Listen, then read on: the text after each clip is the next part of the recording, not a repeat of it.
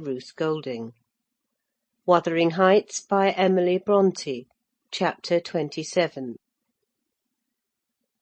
7 days glided away, every one marking its course by the henceforth rapid alteration of Edgar Linton's state. The havoc that months had previously wrought was now emulated by the inroads of hours. Catherine we would fain have deluded yet, but her own quick spirit refused to delude her. It divined in secret, and brooded on the dreadful probability, gradually ripening into certainty. She had not the heart to mention her ride when Thursday came round. I mentioned it for her, and obtained permission to order her out of doors; for the library, where her father stopped a short time daily, the brief period he could bear to sit up, and his chamber, had become her whole world. She grudged each moment that did not find her bending over his pillow, or seated by his side. Her countenance grew wan with watching and sorrow, and my master gladly dismissed her to what he flattered himself would be a happy change of scene and society, drawing comfort from the hope that she would not now be left entirely alone after his death. He had a fixed idea, I guessed by several observations he let fall, that, as his nephew resembled him in person, he would resemble him in mind; for Linton's letters bore few or no indications of his defective character, and I, through pardonable weakness, refrained from correcting the error, asking myself what good there would be in disturbing his last moments with information that he had neither power nor opportunity to turn to account. We deferred our excursion till the afternoon, a golden afternoon of August, every breath from the hills so full of life that it seemed whoever respired it, though dying, might revive. Catherine's face was just like the landscape, shadows and sunshine flitting over it in rapid succession; but the shadows rested longer, and the sunshine was more transient, and her poor little heart reproached itself for even that passing forgetfulness of its cares. We discerned Linton watching at the same spot he had selected before. My young mistress alighted, and told me that, as she was resolved to stay a very little while, I had better hold the pony, and remain on horseback. But I dissented: I wouldn't risk losing sight of the charge committed to me a minute, so we climbed the slope of heath together.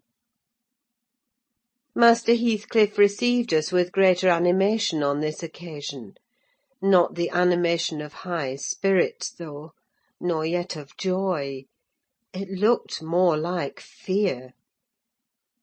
"It is late," he said, speaking short and with difficulty. "Is not your father very ill? I thought you wouldn't come." "Why won't you be candid?" cried Catherine, swallowing her greeting.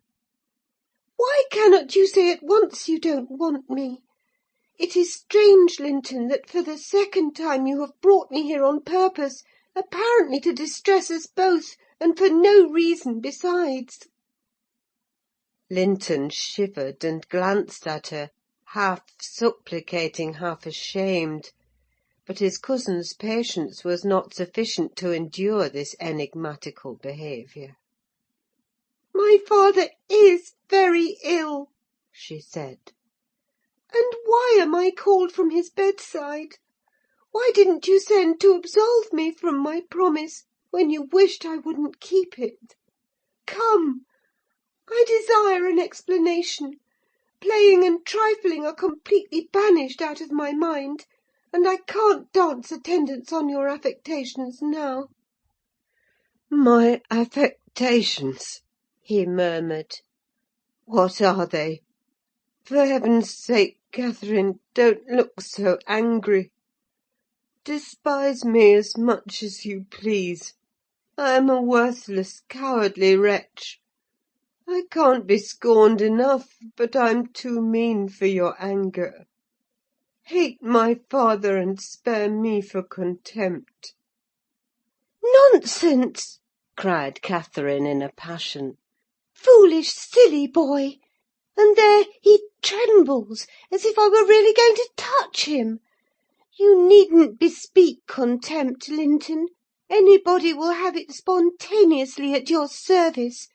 Get off! I shall return home.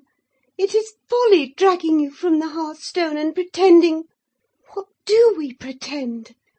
Let go my frock. If I pitied you for crying and looking so very frightened, you should spurn such pity. Ellen, tell him how disgraceful this conduct is. Rise, and don't degrade yourself into an abject reptile.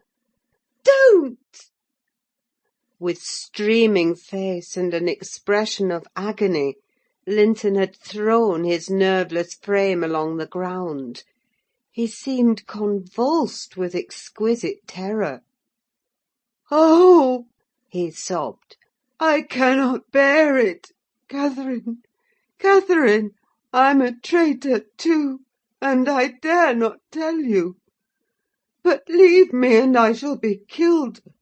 Dear Catherine, my life is in your hands, and you have said you loved me, and if you did, it wouldn't harm you. You'll not go, then, kind, sweet, good Catherine?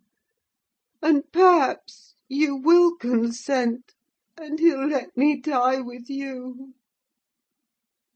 My young lady, on witnessing his intense anguish, stooped to raise him.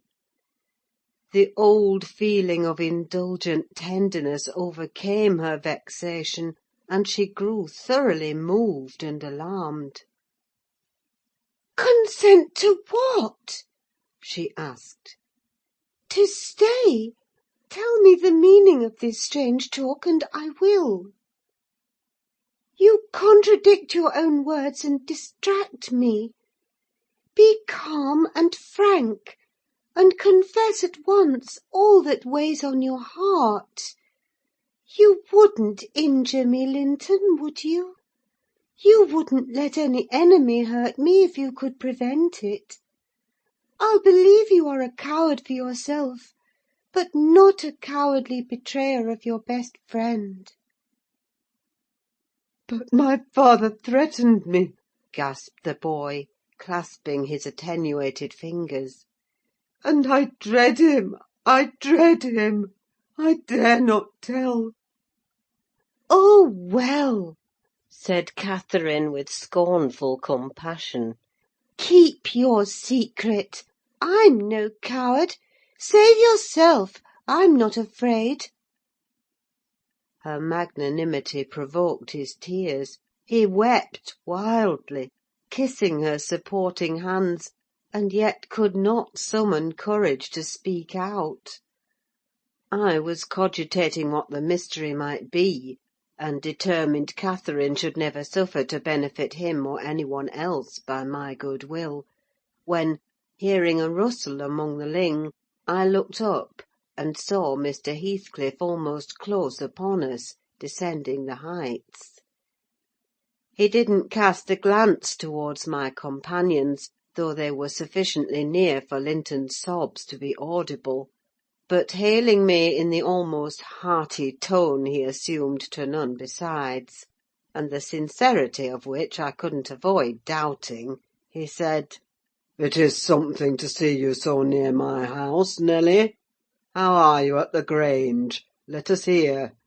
The rumour goes," he added in a lower tone, "that Edgar Linton is on his deathbed. Perhaps they exaggerate his illness?" "No, my master is dying," I replied. "It is true enough. A sad thing it will be for us all, but a blessing for him. How long will he last, do you think? He asked. I don't know, I said. Because? He continued, looking at the two young people who were fixed under his eye. Linton appeared as if he could not venture to stir or raise his head, and Catherine could not move on his account. Because that lad yonder seems determined to beat me, and I'd thank his uncle to be quick and go before him. Hello, has the whelp been playing that game long? I did give him some lessons about snivelling. Is he pretty lively with Miss Linton generally? Lively? No, he has shown the greatest distress, I answered. To see him, I should say that instead of rambling with his sweetheart on the hills, he ought to be in bed under the hands of a doctor. He shall be in a day or two, muttered Heathcliff. But first, get up, Linton! Get up! He shouted. Don't grovel on the ground there! Up this moment! Linton had sunk prostrate again in another paroxysm of helpless fear, caused by his father's glance towards him, I suppose. There was nothing else to produce such humiliation. He made several efforts to obey, but his little strength was annihilated for the time, and he fell back again with a moan. Mr. Heathcliff advanced and lifted him to lean against a ridge of turf. Now, said he, with curbed ferocity, I'm getting angry, and if you don't command that paltry spirit of yours, damn you, get up directly! I will, father, he panted. Only let me alone, or I shall faint. I've done as you wished, I'm sure. Catherine will tell you that I have been cheerful. Ah, keep by me, Catherine, give me your hand. Take mine, said his father. Stand on your feet. There now, she'll lend you her arm. That's right, look at her. You would imagine I was the devil himself, Miss Linton, to excite such horror. Be so kind as to walk home with him, will you? He shudders if I touch him. Linton, dear, whispered Catherine, I can't go to Wuthering Heights. Papa has forbidden me. He'll not harm you. Why are you so afraid? I can never re-enter that house, he answered. I'm not to re-enter it without you. Stop! cried his father. We'll respect Catherine's filial scruples. Nelly, take him in, and I'll follow your advice concerning the doctor without delay. You'll do well, replied I. But I must remain with my mistress. To mind your son is not my business. You are very stiff, said Heathcliff. I know that, but he'll force me to pinch the baby and make it scream before it moves your charity. Come then, my hero. Are you willing to return, escorted by me? He approached once more, and made as if he would seize the fragile being; but, shrinking back, Linton clung to his cousin, and implored her to accompany him, with a frantic importunity that admitted no denial. However I disapproved, I couldn't hinder her. Indeed, how could she have refused him herself? What was filling him with dread we had no means of discerning, but there he was, powerless under its grip, and any addition seemed capable of shocking him into idiocy. We reached the threshold, Catherine walked in, and I stood waiting till she had conducted the invalid to a chair, expecting her out immediately, when Mr. Heathcliff, pushing me forward, exclaimed, "My house is not stricken with the plague, Nelly, and I have a mind to be hospitable to-day. Sit down and allow me to shut the door." He shut and locked it also. I started. "You shall have tea before you go home," he added. "I'm by myself. Hareton is gone with some cattle to the Lees, and Zillah and Joseph are off on a journey of pleasure; and though I'm used to being alone, I'd rather have some interesting company if I can get it. Miss Linton, take your seat by him. I give you what I have. The present is hardly worth accepting, but I have nothing else to offer. It is Linton, I mean. How she does stare! It's odd what a savage feeling I have to anything that seems afraid of me.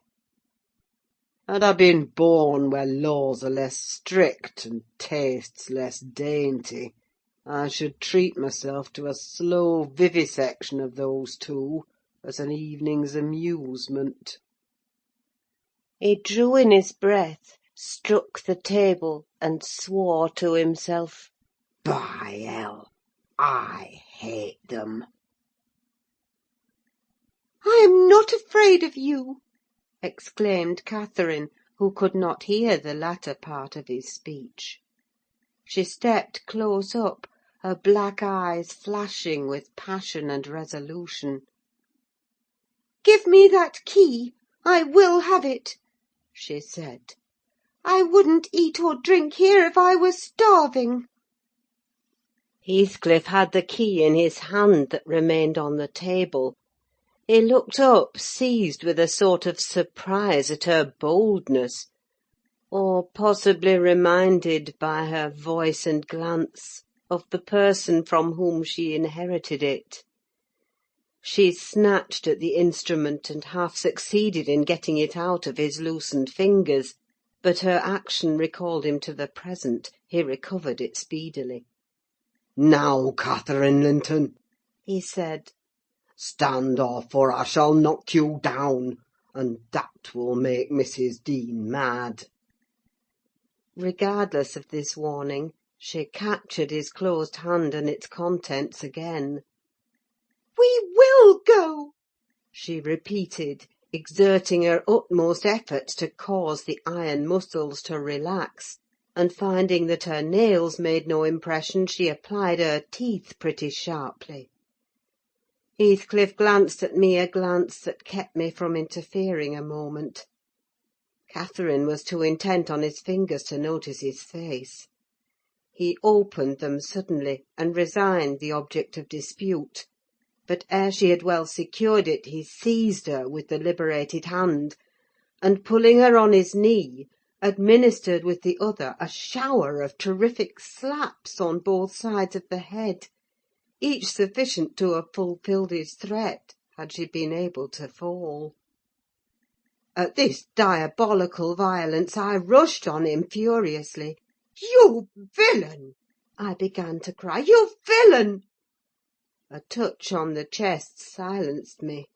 I am stout, and soon put out of breath; and what with that and the rage, I staggered dizzily back, and felt ready to suffocate, or to burst a blood vessel.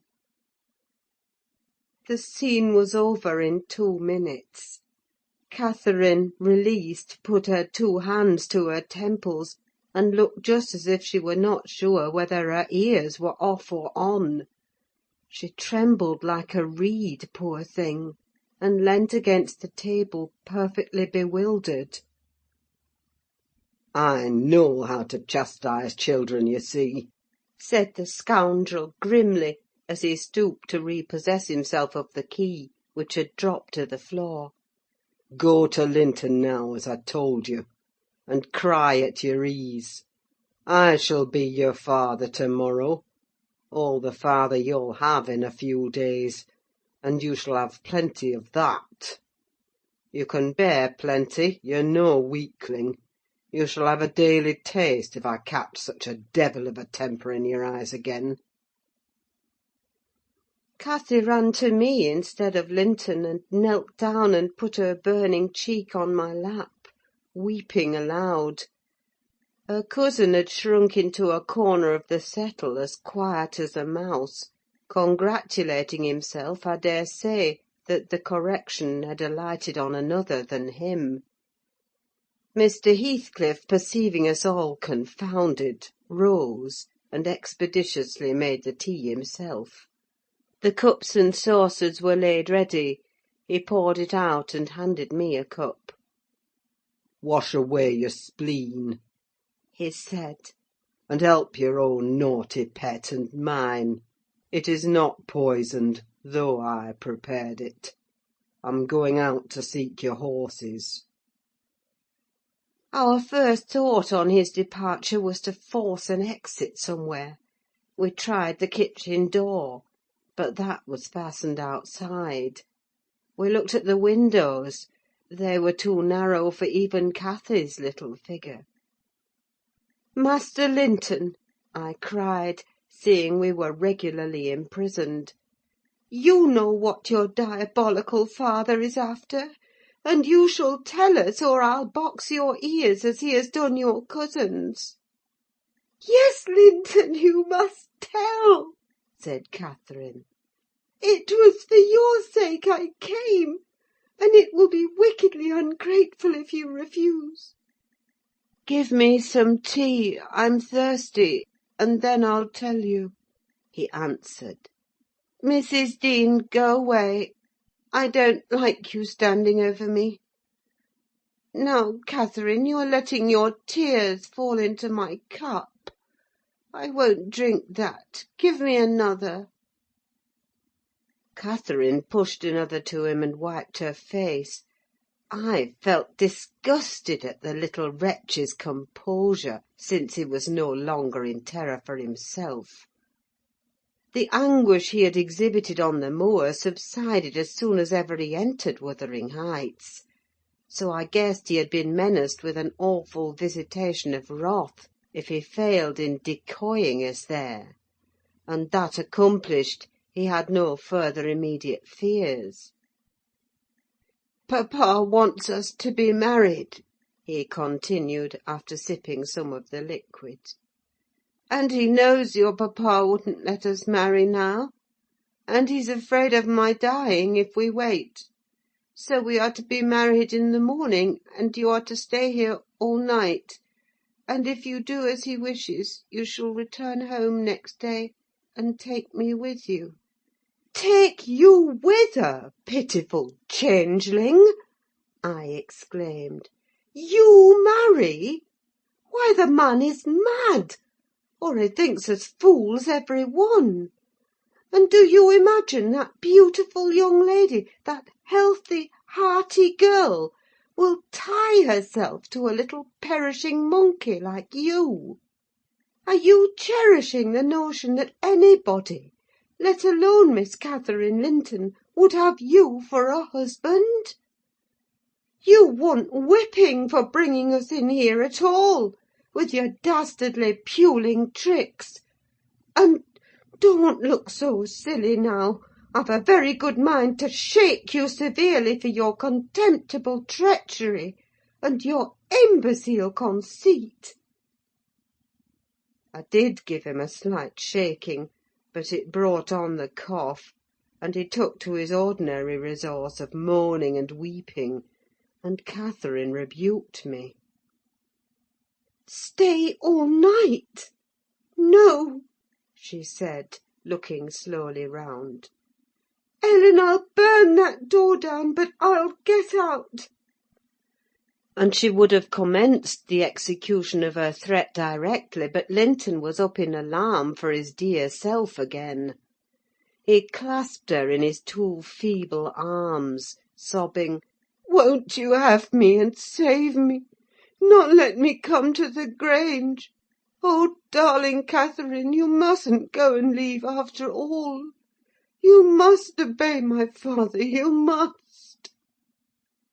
"I must obey my own," she replied, "and relieve him from this cruel suspense. The whole night What would he think? He'll be distressed already. I'll either break or burn a way out of the house. Be quiet. You're in no danger. But if you hinder me, Linton, I love papa better than you. The mortal terror he felt of Mr. Heathcliff's anger restored to the boy his coward's eloquence. Catherine was near distraught. Still she persisted that she must go home, and tried entreaty in her turn, persuading him to subdue his selfish agony. While they were thus occupied, our gaoler re-entered. "Your beasts have trotted off," He said. "and now, Linton, snivelling again. What has she been doing to you? Come, come, have done and get to bed. In a month or two, my lad, you'll be able to pay her back her present tyrannies with a vigorous hand. You're pining for pure love, are you not? Nothing else in the world. And she shall have you. There, to bed. Zillah won't be here to-night. You must undress yourself. Hush! Hold your noise.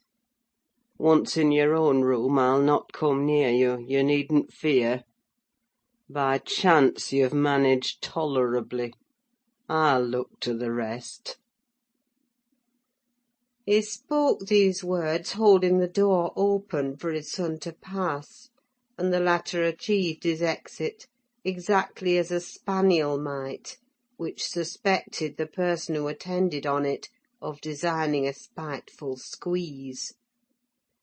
The lock was resecured. Heathcliff approached the fire where my mistress and I stood silent.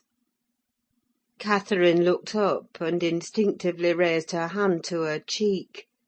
His neighbourhood revived a painful sensation. Anybody else would have been incapable of regarding the childish act with sternness, but he scowled on her and muttered, "Oh, you are not afraid of me? Your courage is well disguised. You seem damnably afraid." I am afraid now, she replied, because if I stay, papa will be miserable; and how can I endure making him miserable when he... Mr. Heathcliff, let me go home. I promised to marry Linton. Papa would like me to, and I love him. Why should you wish to force me to do what I'll willingly do of myself? "Let him dare to force you!" I cried. "There's law in the land, thank God there is, though we be in an out-of-the-way place. I'd inform if he were my own son, and it's felony without benefit of clergy." "Silence!" said the ruffian. "To the devil with your clamour! I don't want you to speak. Miss Linton, I shall enjoy myself remarkably in thinking your father will be miserable. I shall not sleep for satisfaction. You could have hit on no surer way of fixing your residence under my roof for the next 24 hours than informing me that such an event would follow. As to your promise to marry Linton, I'll take care you shall keep it, for you shall not quit this place till it is fulfilled." Send Ellen, then, to let papa know I'm safe, exclaimed Catherine, weeping bitterly. Or marry me now. Poor papa! Ellen, he'll think we're lost. What shall we do? "Not he. He'll think you are tired of waiting on him and run off for a little amusement," answered Heathcliff. "You cannot deny that you entered my house of your own accord, in contempt of his injunctions to the contrary. And it is quite natural that you should desire amusement at your age, and that you would weary of nursing a sick man, and that man only your father. Catherine, his happiest days were over when your days began. He cursed you, I dare say, for coming into the world. I did, at least. And it would just do if he cursed you as he went out of it. I join him. I don't love you. How should I? Weep away. As far as I can see, it will be your chief diversion hereafter, unless Linton make amends for other losses, and your provident parent appears to fancy he may. His letters of advice and consolation entertained me vastly. In his last he recommended my jewel to be careful of his, and kind to her when he got her. Careful and kind, that's paternal. But Linton requires his whole stock of care and kindness for himself. Linton can play the little tyrant well. He'll undertake to torture any number of cats, if their teeth be drawn and their claws pared. You'll be able to tell his uncle fine tales of his kindness when you get home again, I assure you. "You're right there," I said. "Explain your son's character, show his resemblance to yourself, and then I hope Miss Cathy will think twice before she takes the cockatrice." I don't much mind speaking of his amiable qualities now, he answered, because she must either accept him or remain a prisoner, and you along with her till your master dies. I can detain you both quite concealed here. If you doubt, encourage her to retract her word, and you'll have an opportunity of judging. "I'll not retract my word," said Catherine. "I'll marry him within this hour, if I may go to Thrushcross Grange afterwards. Mr. Heathcliff, you are a cruel man, but you're not a fiend; and you won't, from mere malice, destroy irrevocably all my happiness. If papa thought I had left him on purpose, and if he died before I returned, could I bear to live? I've given over crying, but I'm going to kneel here at your knee, and I'll not get up, and I'll not take my eyes from your face till you look back at me. No, don't turn away. Do look. You'll see nothing to provoke you. I don't hate you. I'm not angry that you struck me. Have you never loved anybody in all your life, uncle? Never? Ah, you must look once. I'm so wretched, you can't help being sorry and pitying me." Keep your heft fingers off and move, or I'll kick you, cried Heathcliff, brutally repulsing her. I'd rather be hugged by a snake. How the devil can you dream of fawning on me? I detest you. He shrugged his shoulders, shook himself indeed, as if his flesh crept with aversion, and thrust back his chair, while I got up and opened my mouth to commence a downright torrent of abuse. But I was rendered dumb in the middle of the first sentence by a threat that I should be shown into a room by myself the very next syllable I uttered. It was growing dark. We heard a sound of voices at the garden gate. Our host hurried out instantly. He had his wits about him, we had not. There was a talk of 2 or 3 minutes, and he returned alone. "I thought it had been your cousin Hareton," I observed to Catherine. "I wish he would arrive.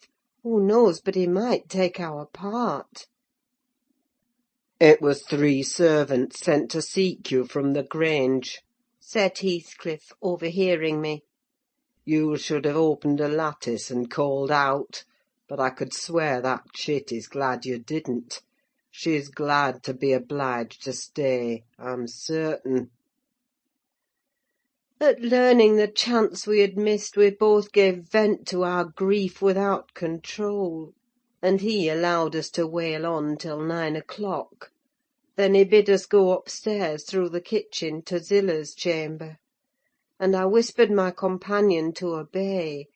Perhaps we might contrive to get through the window there, or into a garret, or out by its skylight. The window, however, was narrow like those below, and the garret trap was safe from our attempts, for we were fastened in as before. We neither of us lay down. Catherine took her station by the lattice, and watched anxiously for morning, a deep sigh being the only answer I could obtain to my frequent entreaties that she would try to rest. I seated myself in a chair and rocked to and fro, passing harsh judgment on my many derelictions of duty, from which, it struck me then, all the misfortunes of my employers sprang. It was not the case in reality, I am aware, but it was in my imagination that dismal night, and I thought Heathcliff himself less guilty than I. At 7 o'clock he came and inquired if Miss Linton had risen. She ran to the door immediately, and answered, "Yes." "Here, then," he said, opening it and pulling her out. I rose to follow, but he turned the lock again. I demanded my release. "Be patient," he replied. "I'll send up your breakfast in a while." I thumped on the panels and rattled the latch angrily, and Catherine asked why I was still shut up. He answered I must try to endure it another hour, and they went away. I endured it 2 or 3 hours. At length I heard a footstep, not Heathcliff's. "I've brought you something to eat," said a voice. "Open the door." Complying eagerly, I beheld Hareton, laden with food enough to last me all day. "Tak' it," he added, thrusting the tray into my hand. "Stay 1 minute," I began. "Nay," cried he, and retired, regardless of any prayers I could pour forth to detain him. And there I remained enclosed the whole day, and the whole of the next night, and another, and another. 5 nights and 4 days I remained altogether, seeing nobody but Hareton once every morning, and he was a model of a gaoler, surly and dumb, and deaf to every attempt at moving his sense of justice or compassion. End of chapter 27. Recording by Ruth Golding.